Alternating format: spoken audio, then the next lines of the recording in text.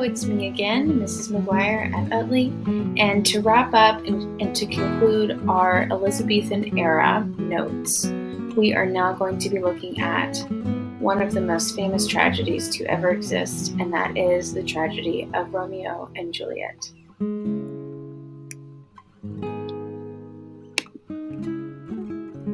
So there are a lot of translations and adaptations and spin-offs and all sorts of things surrounding this story. This is an iconic story that even someone who has no education in theater at all probably knows at least the basic storyline of Romeo and Juliet. So I'm excited to be able to go deeper with y'all today and to read this play out loud. Okay, so Romeo and Juliet. Let's move here.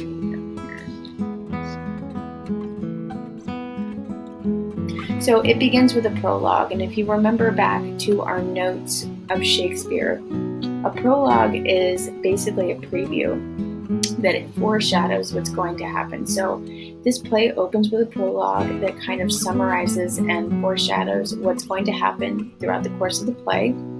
The play is in chronological order, meaning it's from start to finish. We don't have any dream sequences. We don't have any flashbacks. It's just we start, we go in chronological order till the end. The point of view that we mainly see in Romeo and Juliet is actually from Romeo's point of view. The play takes place in Verona, Italy, around the 1500s, and we open up the start of this play with two feuding, fighting families that run into each other on the street.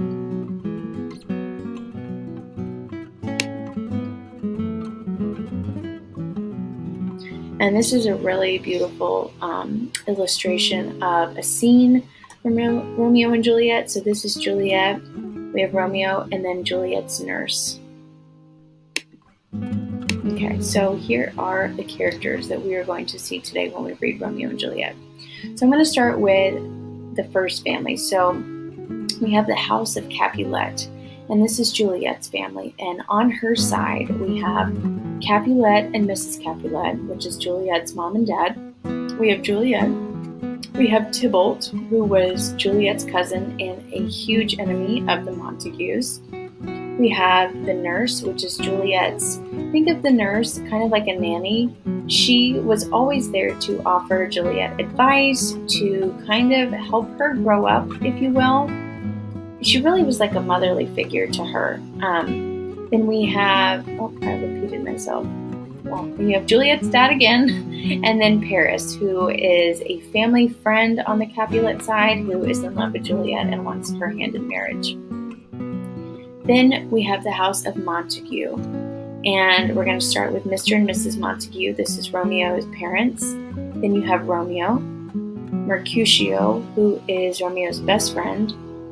You have Benvolio, who is Romeo's cousin, and then you have Friar Lawrence, who, think of Friar Lawrence kind of like Juliet's nurse, somebody who's there for Romeo, who gives him advice, who listens, kind of like a grandpa figure, if you will. All right, and this is all I'm going to share with you because I think you're really going to understand this play more when we read it. So, hope you're excited.